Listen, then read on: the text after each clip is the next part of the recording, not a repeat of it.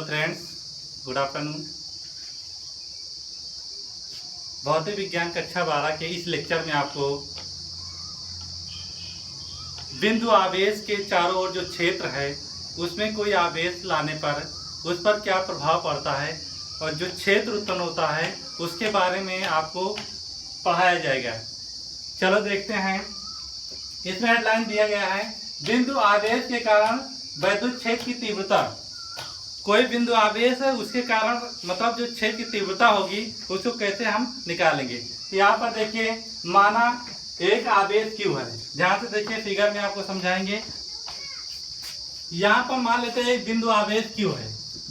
ये क्या है? बिंदु आवेश क्यू है। अब इसके कारण जो है इसके चारों ओर क्षेत्र होगा। देखिए यहाँ पर मान लेते हैं एक चुंबक रख देते हैं तो इसका क्षेत्र इसके चारों ओर होता है। इसी प्रकार अगर यहाँ पर एक आवेश है तो बल रेखाएं बाहर की ओर निकलती हैं। जो धनावेश होता है उसमें बल रेखाएं बाहर की ओर निकलती हैं नहीं, ये तो कई बार बताया गया वीडियो में। तो इसमें बल रेखाओं के बाहर निकलने के कारण ही इसमें क्या है, इसके चारों ओर क्या है, क्षेत्र उत्पन्न होता है। क्या उत्पन्न होता है? क्षेत्र। अब मान लेते हैं इस क्षेत्र में इस प्लस क्यू आवेश के कारण, इस प्लस क्यू आवेश के कारण ये चारों ओर क्या है, धनावेशित है। ये चारों ओर क्या है, धनावेशित है। ये चारों ओर क्या है, धनावेशित है। इसके क्षेत्र के अंदर अब एक बिंदु हम मान लेते हैं क्या है, पी। एक बिंदु पी लेते हैं। इसके क्षेत्र के अंदर एक बिंदु पी लेते हैं। इस बिंदु पर ध्यान दीजिए, इसके कारण मतलब प्लस क्यू के कारण जो कि ओ पर है, इस क्यू के कारण चेक करेंगे कि बिंदु पर कितना प्रभाव है। इस बिंदु पी पर इसका कितना प्रभाव पड़ रहा है, अर्थात ये इसको खींच रहा है कि दूर धकेल रहा है। तो यहाँ पर एक परीक्षण आवेश लगाते हैं। परीक्षण आवेश ये सूक्ष्म होता है। तो यहाँ पर लिख देते हैं क्यू नॉट क्या होता है, सूक्ष्म परीक्षण आवेश होता है। सूक्ष्म परीक्षण आवेश होता है। ये सूक्ष्म परीक्षण आवेश होता है।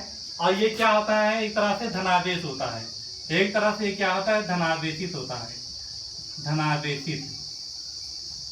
आप देखिए ध्यान से देखिए, अगर ये धनावेशित है, ये भी धनावेशित है, ये भी धनावेशित है। इनके बीच कौन सा बल लगेगा, समान आवेश हैं तो ये दूर हटेंगे एक दूसरे से। क्या है, एक दूसरे से दूर हटेंगे। मान लेते हैं हम इसको यहां से मिला देते हैं।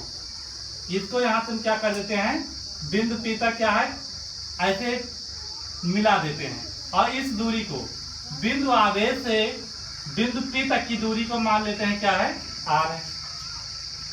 ध्यान से देखिए बच्चों, आप लोग यहाँ देखिए, जो बल रेखाएं हैं धनावेश से, ये भी धनावेश है। इससे जो बल रेखाएं निकलेंगी वो क्या है, चारों तरफ बाहर की ओर निकलेंगी। चारों तरफ क्या है, बाहर की ओर निकलेंगी।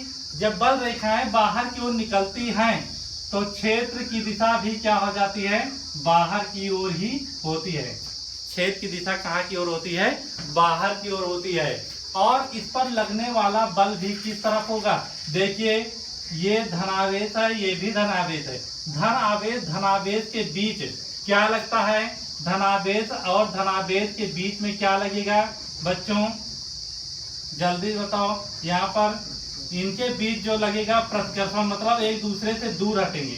क्या होगा, प्रतिकर्षण बल होगा। अब देखिए यहाँ पर ये धनावेश है, लेकिन ध्यान से देखिए जो प्रतिकर्षण बल लगता है बाहर की ओर वो क्या है, इस रेखा के अनुदिश लगता है। इस रेखा के ही दिशा में क्या है, बाहर की ओर लगता है। इसी प्रकार इस पर जो प्रतिकर्षण बल होगा बाहर की ओर, इसी दिशा में ही तो लगेगा। मान लेते हैं ये देखिए, ये बिंदु आवेश Q है, ये बिंदु आवेश Q0 है। और यहाँ पर देखिए ये रेखा है इसकी मिलाने वाली। तो जो बल लगेगा इस पर क्या होगा, ये सीधा बाहर की ओर लगेगा कि नहीं, लगेगा कि नहीं लगेगा। जैसे यहाँ पर दो बिंदु आवेशों में जो प्रतिकर्षण हो रहा है वो क्या है, सीधा इस रेखा के सामने बाहर की ओर है। इसमें भी इस रेखा के सामने बाहर की ओर बल होगा। और इसको हम दिखाएंगे F से। ऐसा क्यों होता है, ये जो वैद्युत क्षेत्र की तीव्रता है ये किसको बताता है कि बल रेखाएं कहाँ की ओर निकल रही हैं। तो बल रेखाएं इधर भी निकल सकती हैं, इधर भी निकल सकती हैं, इधर भी निकल सकती हैं, इधर भी निकल सकती हैं। तो हम बहुत सारी बल रेखाओं को नहीं दिखाएंगे, केवल एक दिखाएंगे, क्योंकि हमें यहाँ पर क्या है, छेद की तीव्रता को प्रूव करना है। तो यहाँ पर बहुत सारी क्षेत्र रेखाओं को दिखाने की जरूरत नहीं है, और तो हम इसमें बहुत सारी दिखा सकते हैं, जैसे यहाँ पर दिखाया गया है। तो बच्चों यहाँ पर आपको इतना बता दिया गया है, इसको ध्यान से समझिएगा। अब देखिए कूलाम के नियम से आपने क्या पढ़ा है, अगर दो बिंदु आवेश हैं तो उनके बीच की दूरी यदि r है तो क्या होता है, इसके बीच लगने वाला प्रतिकर्षण बल या आकर्षण बल, जिसे स्थिर वैद्युत बल बोलते हैं, तो वो किसके बराबर होता है, K Q1 Q2 अपान R स्क्वायर के होता है। मतलब दोनों आवेशों के गुणनफल और उसके बीच की दूरी के वर्ग के व्युत्क्रमानुपाती होता है। ये क्या है, कूलाम का नियम आप लोग पीछे पढ़ चुके हैं। लेकिन यहाँ पर देखिए Q1 के स्थान पर दिया गया है Q, और Q2 के स्थान पर मान लेते हैं Q1 के स्थान पर क्या दिया गया है, Q दिया गया है, Q2 के स्थान पर क्या दिया गया है, Q0। देखिए यहाँ पर क्या दिया गया, Q के स्थान पर, सॉरी Q1 के स्थान पर दिया गया है Q, और यहाँ पर Q2 के स्थान पर, जैसे इसको मान लेते हैं Q1 है और इसको मान लेते हैं Q2 है, तो इसके स्थान पर Q दिया गया है और इसके स्थान पर Q0 दिया गया है।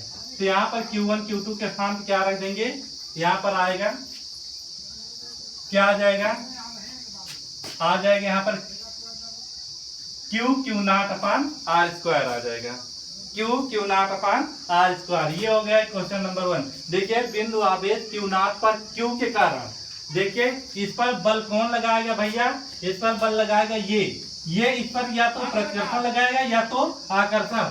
अगर समान, देखिए दोनों समान है तो इसमें पक्का है प्रतिकर्षण, दूर हटने वाला बल लगेगा, तो यहाँ पर आ जाएगा इतना। अब उसके बाद आगे देखते हैं, विद्युत क्षेत्र की तीव्रता क्या हो जाएगी, यहाँ पर नीचे लिखेंगे विद्युत क्षेत्र की तीव्रता, विद्युत क्षेत्र की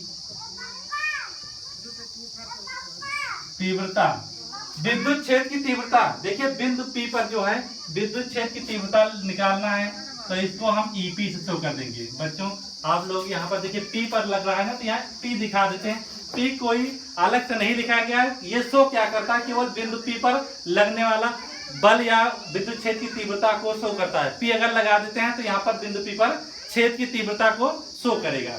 तो यहाँ पर P लिखने की जरूरत नहीं है, आप लिखना चाहे तो लिख सकते हैं, कोई जरूरत नहीं है, या तो E लिख दो या तो E आप P लिख दो।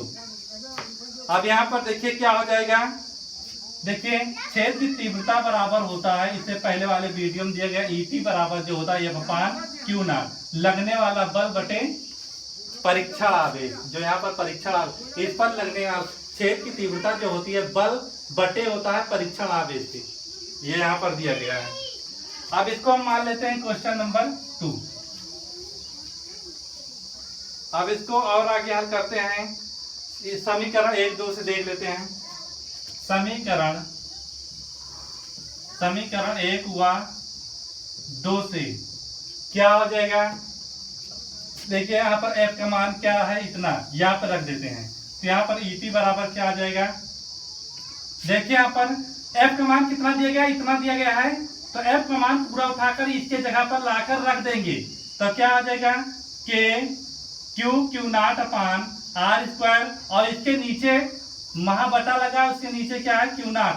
अब Q0 से Q0 क्या हो जाएगा, कैंसिल हो जाएगा, तो यहाँ पर बचेगा क्या, देखिए यहाँ पर K बचा है और यहाँ पर बचा है Q और यहाँ पर बचा है R स्क्वायर।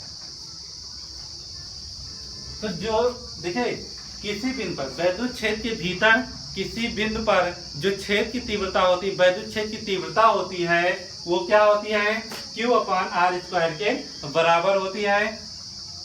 तो ये आपका प्रूफ हो गया, किसी बिंदु पर क्षेत्र के भीतर जो तीव्रता होती है वो क्या है, इसके बराबर हो जाती है। अब यहाँ पर देखिए क्या दिया गया है, विशेष तौर पर इसमें विशेष देखिए क्या दिया गया है,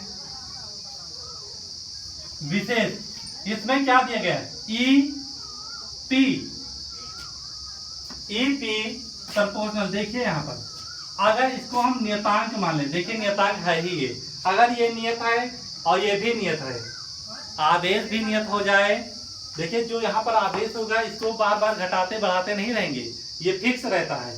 तो ये मान लीजिए ये दोनों अगर फिक्स हैं तो ये किस पर निर्भर करेगा, केवल दूरी पर निर्भर करेगा। तो यहाँ पर क्या हो जाएगा, इन दोनों को छोड़ेंगे तो 1 क्या है आर स्क्वायर के क्या हो जाएगा। इन दोनों का अगर नियतांक समझ लें तो नियतांक के लिए बराबर क्या लगाते हैं, बराबर अगर नियतांक हटाते हैं तो यहाँ पर प्रोपोर्शनल लग जाता है।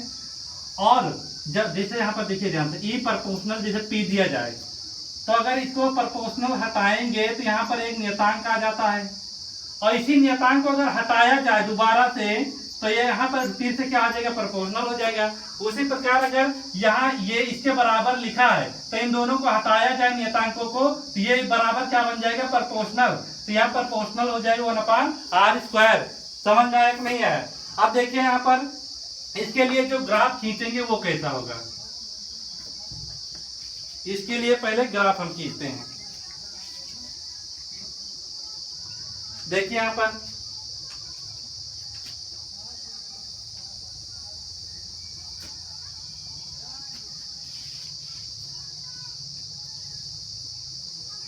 देखिए अगर यहाँ पर देखिए अगर E